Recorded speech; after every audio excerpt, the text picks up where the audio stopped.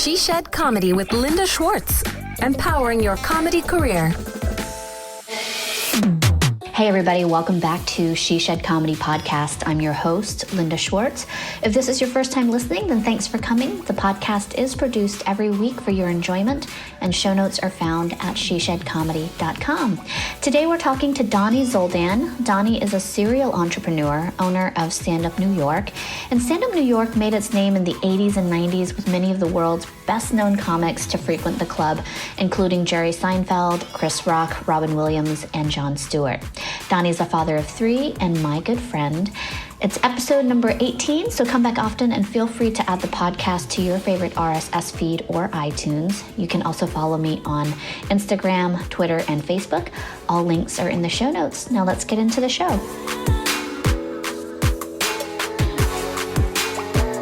Hey everybody, welcome back to She Shed Comedy Podcast. I'm your host, Linda Schwartz, and today I'm with Dani Zoldan. He's the owner of Stand Up New York. Welcome, Dani. Thanks for having me. I think you're the first person to pronounce my name right. Well, that's because I've been practicing. Ever since I heard you say it, I've been, all morning I've been Dani. You said it perfectly. Oh, well, thank you. Even my dad says like Dani sometimes. I caught myself saying Dani earlier because I was kind of practicing this introduction. You pronounce it perfectly, but you pronounce it better than me, probably. I don't know about that, but anyway, welcome. I'm so honored to have you. I know that, so in this podcast, I wanted to shift focus a little bit and talk more about the business end of comedy. I've had a lot of guests come on who are stand-up comics, who've been starting, who've been veterans, but for me, what I've really been trying to focus on lately is the business side of comedy. And what better way than to talk to a stand-up comedy club owner? So can you share a little bit about your story and tell us how you became the owner of Stand Up New York? Sure. I guess it's rare for people to get into the comedy club business. I guess there's more comedians out there than comedy club owners. Yeah. But I grew up right outside of Greenwich Village on 18th Street between 5th and Broadway, which is pretty close to the Comedy Cellar. So I used to go to the Comedy Cellar almost every weekend when I was in high school and college. So I love going to comedy clubs. I wasn't a big comedy nerd where I don't have like Richard Pryor albums or Robin Williams albums. I'm not that type of comedy nerd, but going to a live show and having that experience, I always loved. So fast forward a couple of years after I would frequent the Comedy Cellar a lot and check out shows on weekends, 2 of my good friends growing up got into stand-up. And they were performing at shows around the city, including at Stand Up New York. So I used to see them perform here. And then 11 years ago, I was living around the corner from the club, and I heard that it was for sale. I saw an ad, actually, a website that advertises businesses for sale. And I was in the telecom business, but I was looking for something more creative. So I was on this business broker website and I saw an ad, comedy club on the Upper West Side is for sale. And there was only one at the time and I was living around the corner. So I called my comedian friend Gabe and I'm like, dude, like Stand Up New York is for sale. You know, I live around the corner. You live a few blocks away. We used to go there when we were in high school and college. Let's try to buy it. And we just jumped in. He's more of the comedy guy, funny guy. I'm more of the business head. Yeah.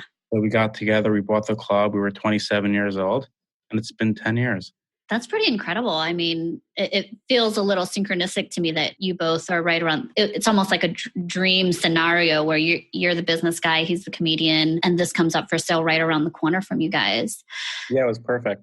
So what I really, really want to know is, you know, I know that you're around a lot of stand-up comics. And for me, I'm an aspiring stand-up comedian as well. And what I've really noticed through the interviews that I've been doing with comics is that they work a lot on the craft. And I'm not knocking that. I work a lot on the craft too. But I also recognize that the ones who are making it, so to speak, who are, in my eyes, a little bit more successful, are focusing more on the business side of things. And I wonder if you could tell us a little bit about what you think the qualities are of a successful stand-up comic who focus more on business? Like, what do you think they possess that other comics don't? Are you saying comics that understand? Yeah, the business. Like, the what business, like, business qualities do you think are most prevalent in the ones who are seeing more success than others? that's a good question. Being business savvy and focusing more on the business and not solely on the creative can get you, I think, a lot further. Especially in this town, like in New York, if you have the ability to network, and feel comfortable reaching out to owners and bookers, and just finding angles how to get into a club. I mean, those comics, I think, have a better chance of getting on stage. There are comics that just would like email me their YouTube link.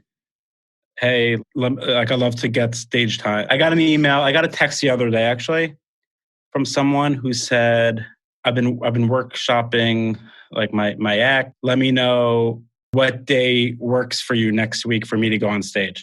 Does that work? Does that actually work? That's what I'm saying. So like, he wasn't thinking so much. Like, he's never done a spot before. He was just, I think he was just writing, and he put together like an act without going on stage. And he felt so confident in like what he wrote, where he's like, let me know what day works for you next week where I can get a spot. And I respond like, maybe you should start at an open mic. Right. And he's like, good point. I didn't think of that. So, I mean, just being aware and knowing how to talk to like people in the industry and finding like the right angle. Yeah. I mean, that's always helpful. Just the way you carry yourself and the way you brand yourself is super important also. A lot of comics come through the club and to the open mic and they look like schlubs and they're a mess, and they have like a backpack and like 3 plastic bags and they're eating lunch. I don't know. Like, we get a lot of that in New York City. I would tell a lot of comics just how important it is to like carry yourself, because people want to be around people that look like they have their shit together, Totally, yeah. So basically what you're saying is learn how to communicate in the language of a business owner or a booker, and do your homework and create yourself in a way, or carry yourself in a way that is indicative of your branding. I mean, unless being a hobo comic is your thing, like. I'm with you. Yeah, I've always wondered if cold emailing like that has ever worked, because I've considered it in the past, but then again, for me, I feel like I do need to focus more on creating the craft, getting on stage, and then doing other things that might help me on the business side, like networking. I do a lot of networking.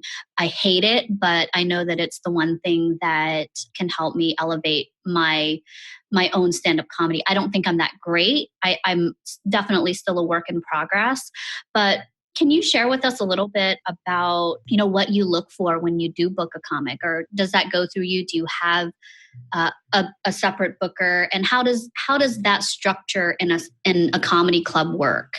So I personally, I don't do the booking. We have our house show booker. Her name is Candy, and then John Bormeo keeps his eye on more aspiring comics on their way up. So we have 2 different people. One focuses on the pro comics, where we book our house shows on, and one focuses on the up and coming comics. I don't get too involved with the booking. I have good people that help me there. But I would say, like, we want to book comics, whether pro or up and coming, that are always like trying to improve, obviously, and come up with new material, and they're creating during the day, like they're writing for The Daily Show or SNL, or they're active producing like their own funny videos. And I mean, there are comics, they can have a podcast. So I mean, those are the types of comics that impress me. The ones that are constantly just creating and hustling. I met a comic last night at this bar show I was at, and he said he goes to 3 to 5 open mics a night. That's impressive. That shows dedication. Whereas I've met people, who I've been, I do an open mic once every 2 weeks, 3 weeks. So yeah, you can find the comics that we obviously give preference to the comics that we see that are putting in the work and they're hustling all day long and they're waking up early and they're writing and they have a routine and they're recording their set when they perform and they listen to it after and they're writing notes and they're treating it like a business. Right. And let's talk about that because I know you're a serial entrepreneur. And could you give us a few, if for an up and comer, like I've always, yesterday I was talking to a woman who is a mindset mentor and I was asking her about the benefits of going pro in your mind, going at this comedy thing as a hobby versus a business. And I feel like that shift has to happen in your mind first. And because you're a serial entrepreneur, like I'd love to hear your thoughts on that and how someone can shift a little bit. People can shift and be aware of that shift when like they know what they want. So like when you know what you want, when you're like 100% sure, like this is what I want, then like I feel like there's no stopping you, and you're gonna put a game plan together to make sure you get it. So I think that's where like the mindset really comes into place when you know what you want. There's a lot of people out there that they're not sure exactly what they want. Even I don't even know exactly what I want, and like it's not like their fault. They just they don't know. They don't know if they want to be a stand-up comic. They don't know if they might want to be an actor. They want like a sitcom. They want a talk show. So I find a lot of comics and I feel like most people in general I feel like are not sure exactly what they want. Yeah, I get that. I mean, I feel a lot of uncertainty sometimes in myself too, but especially when I'm working on my material, because I'm like, God, this is so challenging. It's probably one of the most challenging things that I've ever undertaken. Mm-hmm. But I also recognize that it's part of the growth process. And that mindset for me, having that shift in my mind from even just a little bit, like, yes, this is what I want to do for the next at least till my baby comes, because I'm pregnant. Yeah. But just knowing that is what I want for this period of time is really motivating for me. But I totally get that a lot of people don't know what they want. So clarity really comes to mind for me, like having a sense of clarity around what it is that you do want, whether it be in the stand-up comedy or improv or whatever comedy genre you're going towards. But I also... Like, what do you want? For me, I want, see, now you're putting me on the spot. Thanks. Loaded question. It is. So if I look at my little vision board here, I have what I want on a little piece of paper. And this is far stretching and far reaching, but my goal is to have a Netflix special. And one of the things that I write here is, what do I need for that? I need an hour of material. Mm-hmm. I've got a vision of the location. I've got a vision of how much money I'd like to make. And then I ask myself, what do I need to do to accomplish this? And I have 3 things that I list down. So the bigger scale for like most people, don't have that on paper. Oh, it's one of the things. Which is awesome. It's really cool. Well, thank you. But I do see like the bigger vision, and sometimes it's a little overwhelming because I feel like I'm at such the beginning stage. I started stand-up comedy about 7 years ago, mm-hmm. but I took a long break and I feel like I'm starting from scratch, which I am doing. But this vision that I have is so far reaching that it's almost overwhelming and almost unbelievable to myself. Mm-hmm. Mm-hmm. Right. So there are moments when I'm like, is this really what I want?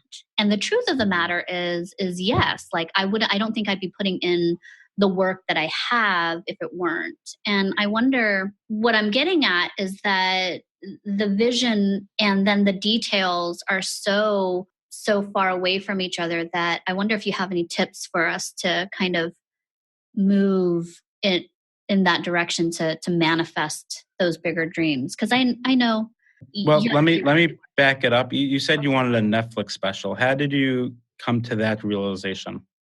Why do you want a Netflix special? Like in my heart of hearts, I feel like that my purpose on this planet is to touch hearts. That's why I have 2 hearts on my wrist, like to remind myself that this is why I'm here. Stand-up comedy could be the platform for that. And I feel like it is, and laughter is medicine for your soul. And that is my way of contributing healing to the world. I know that. When did you realize that? Oh, I thought I was supposed to be interviewing you. Hello. You're much more interesting than me. So. No. I was, oh my gosh, I don't know if I've ever shared this story with a stranger. No, practically. It was many years ago. So I was at this business event, and at the end of this event, this guy was on stage, and he's walking us through this meditation. And from the stage, he says, "What is your life's purpose? What do you want?" And he starts walking us down this meditation, and I'm in this deep meditative state, and I hear and see the words, "You're here to touch hearts." And it, like, that's the first time I've ever experienced that kind of thing, where it just felt like it floated up from the depths of the universe. And so it became very clear to me. I just didn't know what the path was. And then it became clear to me last year. What vehicle you're going to use. Right. And then it became clear to me last year through another course that I was taking. I don't know if you know this about me, but I take a lot of courses. I sign up for everything. But this was like a spiritual psychology course. And it came forward, during one weekend. And it was just clear as a bell, like, you need to do stand-up comedy. And so that was it. So that was my decision. It became very clear. And then the Netflix special was that outer thing, like that outer expression of the success, right? Like if I got myself to that point on stage, that would mean that I'm successful at the stand-up comedy thing and also successful at living into my purpose. Right. So that's the goal. Yeah. Like if you have the Netflix special, you've attained your goal. Yeah. And the Netflix special, you just got excited more about that than to be a touring comedian or to have a sitcom or... Oh, that stuff is exciting too. I just haven't thought about it. but for whatever random reason, you were just excited by a Netflix special. Yeah. Like for me, that feels tangible in that from what I'm seeing successful comedians have is this Netflix special. And if it turns out that it's something else, great. If it's the Netflix special, that's fantastic too. I know that there's a lot of work in between. So I'm certainly not afraid of that. But you asked a question before I asked you how you realized that's what you wanted. You had a question. Michael, was it like something about like the vision and like getting what you want? Yeah, I feel like, as a serial entrepreneur, you obviously have some knowledge and some practical tips for people who want to venture into comedy as an entrepreneurial venture, right? What do you think that piece of advice would be for someone who is just starting out and is working on their set but don't have a lot of business knowledge? And they want to be a stand-up comic. I mean, open mics. I mean, going at least one or two, even one a day consistently, 6 to 7 days a week. Wow. Like this dude I met yesterday, like how many did I say? He does like 5 a night or something. That's crazy. He really wants it. Even if people have a day job. I mean, it's like anything else. You just gotta practice. I get that. And just make mistakes and keep going on stage and trying different stages and just working on your material and networking with comics and club owners. That's great. So there was something that I'm trying to figure out. But you're I feel like your question. I'm like, I liked your question before. But I don't remember that. I don't remember. It was something like. It was something to do with, like, if you have your vision for something, I don't know, how do you make it a reality? I don't remember what it was. Yeah, answer that. I mean, I sort of I don't think that was the question. I think I answered it. That's what happens when I cut people off. Oh, it's all good, and because I feel like, yeah. So I think what I was getting at is if you do have the bigger vision and you're overwhelmed by the task that it's going to take to get there, like, what do you think would be a good thing to focus on as a beginner or as somebody who is aspiring to have that level of success? Because I know that you're around these people a lot. So you obviously see what they're doing and what they're not doing. And I'm sure that if you were to sit down and like really assess all of these comics that you see, you're going to see a pattern of success, right? Like, so I wonder what it is that you can share from what you're seeing, would be like what the successful guys are doing. Okay, what I can think of right off the bat, the successful comics that I know, especially that I've seen in the past few years, they're sort of like, they have a fierce like independent streak, and they really didn't rely on anyone to get them like where they are. So it wasn't like, oh, I want to have like my own sitcom that's gonna make me successful. They carved out like their own niche, and one comic I know started a podcast and then a second podcast, and he launched a Patreon account, and he's making tens of thousands of dollars a month on his own, like without really needing any help from like a club owner. Right. You know what I'm saying? Or from Netflix or Hulu. Like, right. So they're not so maybe reliant on someone making that decision to help them out. They figured out how to do it themselves. Yeah. Which is kind of cool. No, I think that's great because I feel like it's such what I'm sensing in the stand-up comedy world is that there's a lot of people wanting to do it. And like in anything, you have to have even in entrepreneurship, you have to stand out in some way, shape, or form. And to be able to, and what I'm hearing you also say is to just keep creating content, and you'll create your following, or you'll get your following. And that's like, more valuable too, I think. And building your own brand and diversifying, where if something falls through, like look at yourself as like your own entity in your own business, and not be reliant on someone else basically for your success. Right. So I think I've come across a lot of comics in the past that like they're not happy unless they sell their script to someone. You know what I'm saying? And they have all their eggs in one basket. Yeah. And like they write all day, and they want to get their book published. Right. And that's all they focus on. But I don't love that route. So figuring out how to be successful without someone making that decision for you. Got it. So being really like just self-generated and making decisions for yourself, and knowing what it is that you want is basically. Yeah, exactly. Like if you're having trouble getting past at a comedy club in LA, like start your own show at like a bar. Yeah. I'm all for finding just different angles and routes. Yeah. And not relying on like a gatekeeper. Yeah. So being self-generated. Yeah. Really, like taking initiative and knowing that you can create your own opportunities. Exactly. And create your own following and not someone else's. Right. Yeah. So taking responsibility for your craft and your business, basically. Yeah. I like that. Very cool.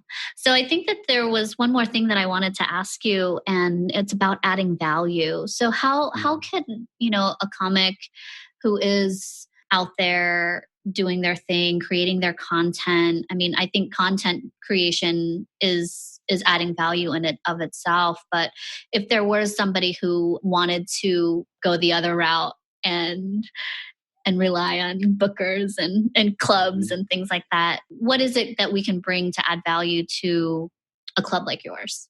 An aspiring comic that wants to have a relationship with the club. What could they do to add value? Yeah. We have an intern, and she's an aspiring comic, and I think she does open mics in the club, and she works in the office during the day, and she decided she wanted to produce a show. So she put together a show.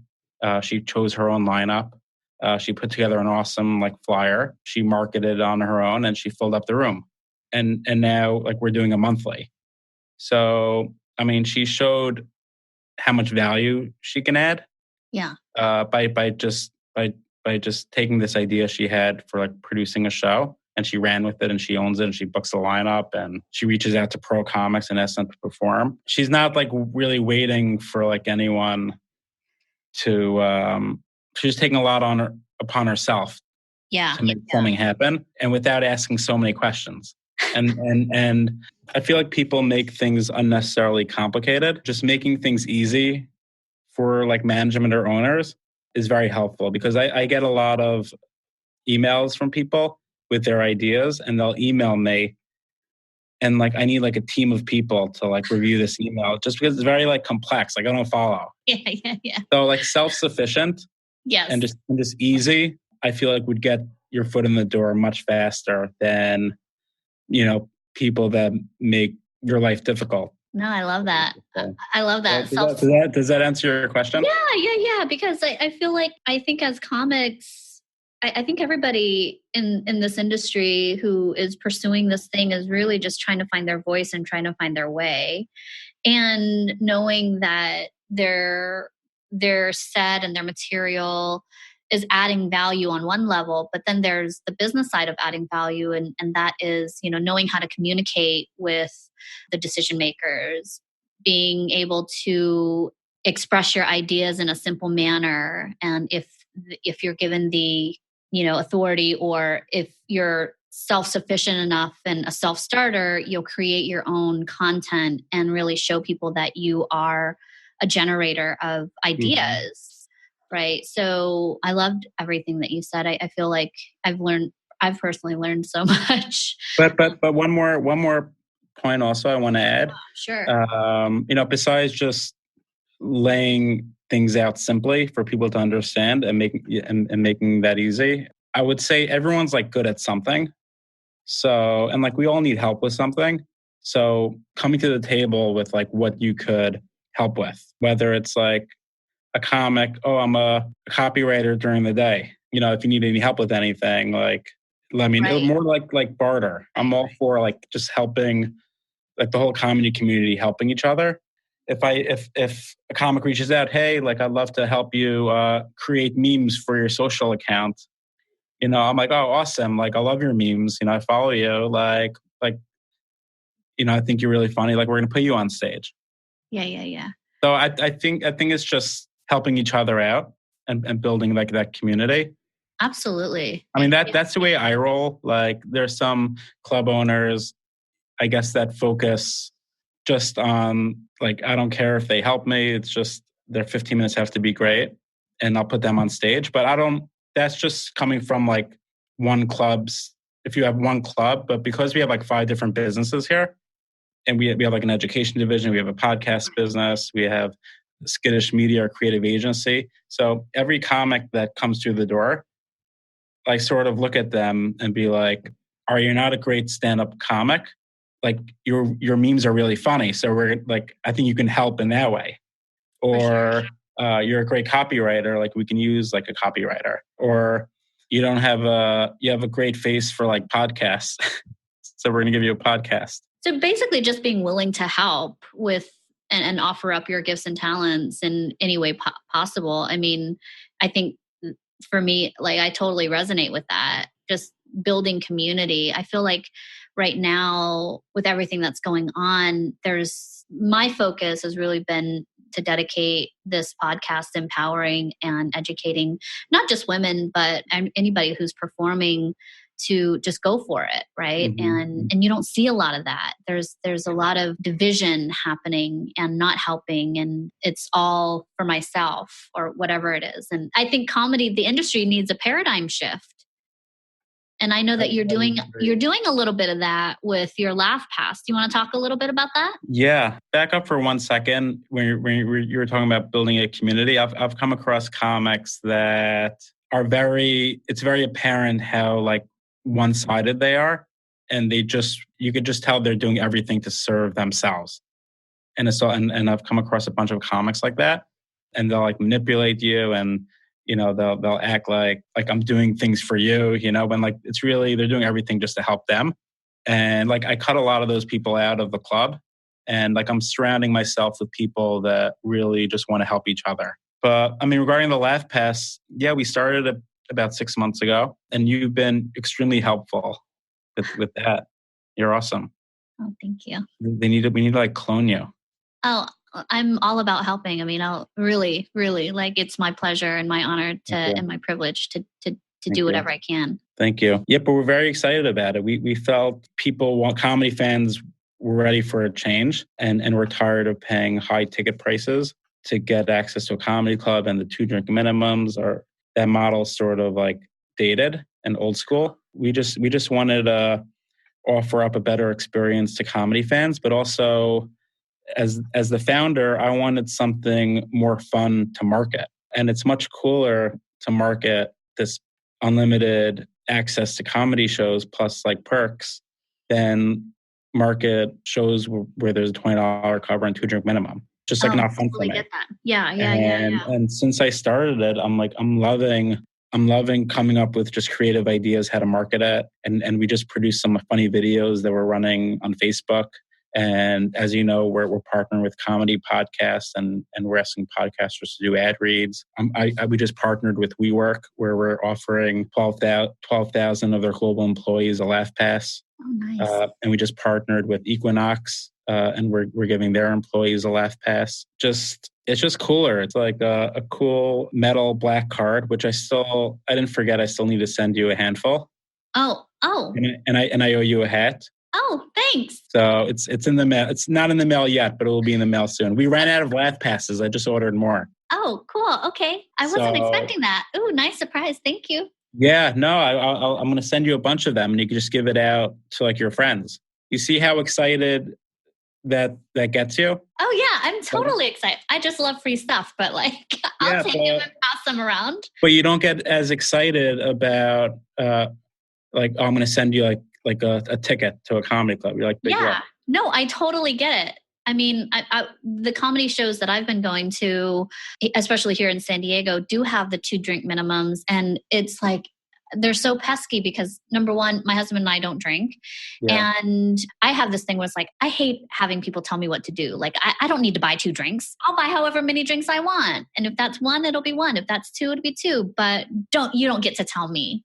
So I really love what you're doing to shift the paradigm and give people more of an experience and a VIP experience.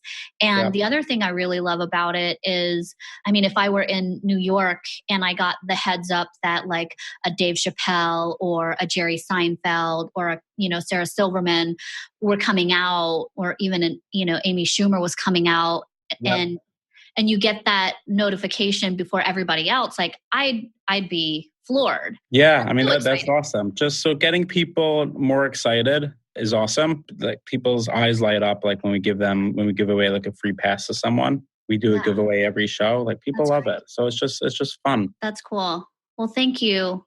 Thank you for doing that and shifting the paradigm, because I'm all about experience, like you give people an experience and they'll remember you, and it's just a better time, first of all. Yeah, and that's why we're trying to get comedians involved all around the country and just including them in on the conversation, which I don't think it's been done, where there's been like a mass effort to build relationships with all sorts of comics. Yeah. Whether it to discuss the Laugh Pass with them and just give them Laugh Passes to give to their friends, or give them Laugh Passes to give away in their podcast. So like we're reaching out to a lot of comics, and we're looking to build relationships with them. That's great. Well, I mean, if there's anything else I can help you with in that regard, I'd love to. Thank you. Be a resource for you. But we're coming up at the top of our time together. Yep. I really enjoyed having this conversation with you, Dani. That was fun. And thanks for being on. And is there anything else you'd like to share with us, or a piece of advice that you'd like to give? Any wisdom, any insights? It's cool that you can have conversations like this these days, where you're in California and I'm here in New York, and, we never met, but we've talked a handful of times. So it's fun developing relationships with people in the comedy industry. Yeah. The comedy community. So it's awesome. We're like 10 years ago, it was much harder to do that. If you want to meet a comic, you go to like a show. Yeah. But it's kind of cool where there are other avenues. I agree. I love the internet. I love and hate the internet. Yeah. But I love the internet for being able to connect us. And this is really the first time I've ever seen your beautiful face. Oh no. I'm a little tired of, I was out there last night. So but you got to come to New York and visit. Oh, I will. And then I want to head out there soon. I just looked at flights. Flights are like $250 round trip. Yeah, do it. So I'm thinking about coming out there in the next few weeks. Come out. So I'll let you know. Okay, cool. Sounds great. Around. I will. All right, Dani, thank you so much. All right, take care. Take care, everybody. Thanks for listening. Bye now. Friends, you love comedy and you love being empowered. That's why you listen to this podcast. But we know what you don't love. Paying a ton of money for tickets to a comedy show and those pesky 2-drink minimums most clubs have nowadays. Well, I've got some good news for you. Stand Up New York has launched the Laugh Pass. It's a new way for comedy fans to get a VIP experience for less than the price of a typical night out at a club. And get this, they're expanding to clubs all around the country. So check out getlaughpass.com for the full list of clubs in the Laugh Pass network. And Laugh Pass holders get unlimited access to comedy shows, plus some amazing perks, such as a free ticket to bring a friend, VIP seating, advanced notification when big name comics are scheduled to perform, and a bottle of wine on your birthday week. What? The pass is normally $159, but it's been discounted for fans of our show to $139, and that's like $10 a month. Dude, that's insane. So get yourself over to standupny.com/laughpass or getlaughpass.com and get yourself a true comedy fan VIP experience. And make sure you enter the coupon code SHESHED so you can get that discount and I can collect my commission. Thanks, guys. Hey guys, it's Linda again. Before I let you go, I just wanted to say thank you for listening. And if you enjoyed this episode, please come by and show your love on one of our social media pages. You can find us on Instagram, Facebook, YouTube. And if you want to download our RSS feed, you can do so right on iTunes. Thanks again, and I look forward to sharing more content with you. Take care. Bye. She Shed Comedy. Like us, follow us, share us. Tune in next time.